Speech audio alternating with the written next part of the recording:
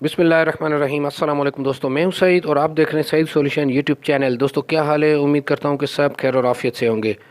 आज हमारी वीडियो का मौजू होगा दोस्तों गिरी के ये दो रेफ्रिजरेटर जिनके मॉडल्स हैं 8768 और दूसरे का मॉडल है 8890 और तीसरा फ्रिज होगा 8890 लेकिन वो डिजिटल पैनल के साथ होगा। और ये तीनों ही दोस्तों नॉन इन्वर्टर हैं। तो आज मैं आपको बताऊंगा कि इनकी प्राइस क्या चल रही है मार्केट में और इसकी क्वालिटी क्या है, और इसके अलावा मैं अपना एक्सपीरियंस आपके साथ शेयर करूंगा ताकि जब भी आप मार्केट जाएं किसी भी ब्रांड का फ्रिज ख़रीदें तो जो चंद चीज़ें मैं आपको बताऊंगा आपके जहन में होंगी, प्राइस आपको पता होगी, तो आपको आसानी हो जाएगी किसी भी ब्रांड को सिलेक्ट करने में। अच्छा, इसके साथ इसकी फ्रीज़र की साइज़ भी आपको बताऊंगा, जैसे मैंने पहले डॉलेंस और हायर के फ्रिज की बताई थी। जैसा कि ये आप देख रहे होंगे कि बिगेस्ट फ्रीज़र के साथ है, तो इसकी ओवरऑल साइज़, इसके फ्रीज़र की और नीचे वाले पोर्शन की साइज़ भी आपको बताऊंगा। इसके अलावा ये कुछ खुसूसियात हैं, ये आप वीडियो को रोक कर भी देख सकते हैं। तो जनाब ये एवरेस्ट सीरीज़ का रेफ्रिजरेटर है और ये ग्लास डोर के साथ है और डॉटेड में है। इसमें एक दूसरा कलर आता है जो फ्लावर में, तो ये डॉटेड है। और अगर क्वालिटी की बात करें डोर्स की तो थिकनेस और क्वालिटी बहुत ही ज़बरदस्त है और इसके अलावा लॉक का ऑप्शन भी मौजूद है। तो ये थिकनेस देखें आप। तो फ्रीज़र की बात करते हैं तो फ्रीज़र में आपको यहाँ पर दो शेल्फ मिलते हैं। और फिर मैं क्वालिटी की बात करूँगा तो मैं कहता हूँ कि अगर आप ख़ुद कंपेयर करेंगे किसी और फ्रिज के साथ तो गिरी की आपको क्वालिटी बेस्ट लगेगी, बहुत अच्छी लगेगी क्वालिटी आपको। तो ये दो शेल्फ के साथ है। इसके अलावा आइस ट्रे की क्वालिटी भी बहुत ही ज़बरदस्त है और ये कवर के साथ है।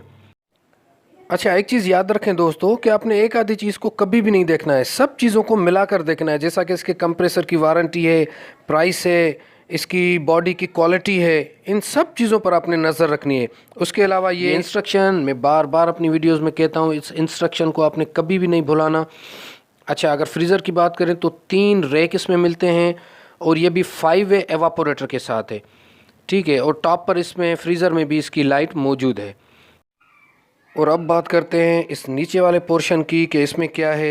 इसमें भी आपको 3 रैक मिलते हैं जिसमें ये एक ट्रे के साथ है और आखिर में जो चौथा रैक है वो बिल्कुल छोटा सा है जिसमें आप माइनर सी चीज़ें रख सकते हैं। जैसा कि ये देख रहे हैं मिनी पैक्स के लिए ये छोटा सा है।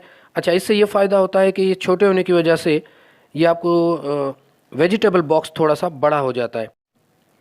और इसमें भी आप देख रहे हैं ये ब्लू कलर का एक बकेट छोटा सा दिया है जो सेपरेशन के लिए है, आप कोई अलग से चीज़ इसमें रख सकते हैं। अच्छा, इसके अलावा हायर के कुछ मॉडल्स में ये आप जो नीचे वाला रेक देख रहे हैं लॉस्ट वाला, ये नहीं है, जिसकी वजह से वेजिटेबल बॉक्स की साइज़ थोड़ी सी बढ़ जाती है, ठीक है। अच्छा, इस बॉक्स की बात करें तो इसमें छोटे से व्हील आपको नज़र आ रहे होंगे जो कि स्लाइडिंग में बहुत ही आसानी करते हैं। और रैक्स की बात करें तो इसमें 4 रैक हैं, लेकिन अगर कंपेयर करेंगे और फ्रिजों के साथ तो इनकी थिकनेस आपको थोड़ी सी ज़्यादा लगेगी। थर्मोस्टेट की क्वालिटी आप चेक कर सकते हैं कि ये भी थोड़ी सी बेस्ट है बाकियों से। तो बहरहाल जब आप खुद देखेंगे ना तो आप अंदाज़ा हो जाएगा आपको कि कितना फ़र्क है। तो मुझे क्वालिटी माशाल्लाह बहुत ही अच्छी लगी है। और अगर कंडेंसर की बात करें तो देखिए ये ऊपर टॉप तक है, तो कंडेंसर जितना बड़ा होगा कूलिंग उतनी ज़्यादा करेगी फ्रिज, क्योंकि गैस को ये ठंडा करने में जितना अपना किरदार अदा करेगा तो अंदर कूलिंग उतनी ज़्यादा होगी। अच्छा, ये अभी 20 मिनट की बात है जब इसको चलाया है और 20 मिनट में ये आइस इसके टॉप पर आना शुरू हो गई है। अच्छा, इसके साथ एक और चीज़ याद रखें कि जब भी आप नया फ्रिज खरीदेंगे तो ज़रूरी नहीं है कि वो पहले दिन पे ही कूलिंग के अंबार लगा दे और बर्फ़ बनाना शुरू कर दे। उसको 2 से 3 दिन भी लग सकते हैं दोस्तों।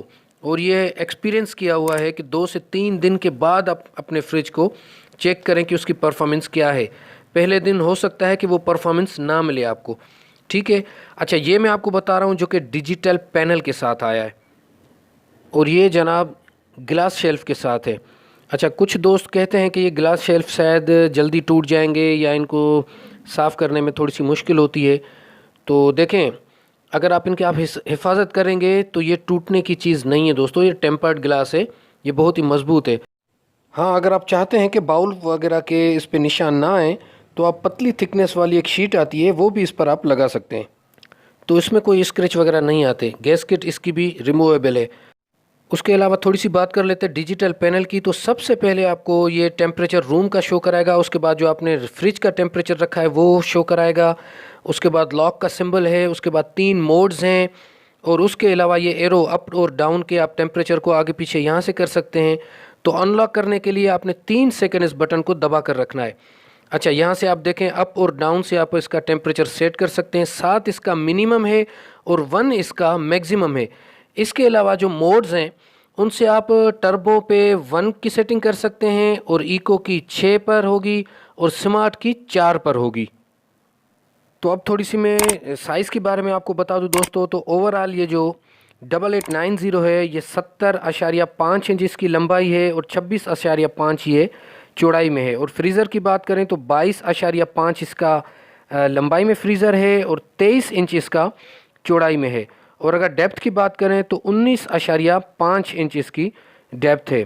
और अगर नीचे वाले पोर्शन की बात करें तो 40 इंच लंबाई है और 23.5 इंच इसकी चौड़ाई है और 20 इंच इसकी डेप्थ है। तो अब साइज़ की बात करते हैं दोस्तों 8768 की। तो ओवरऑल इसकी लंबाई है 66 इंच है और इसकी जो चौड़ाई है वो 26.5 इंच है। फ्रीज़र की बात करें तो 21x21 का फ्रीज़र है इसका और 19 इंच इसकी डेप्थ है। और नीचे वाले पोर्शन की बात करें तो 36 इंच इसकी लंबाई है और 22.5 इंच इसकी चौड़ाई है।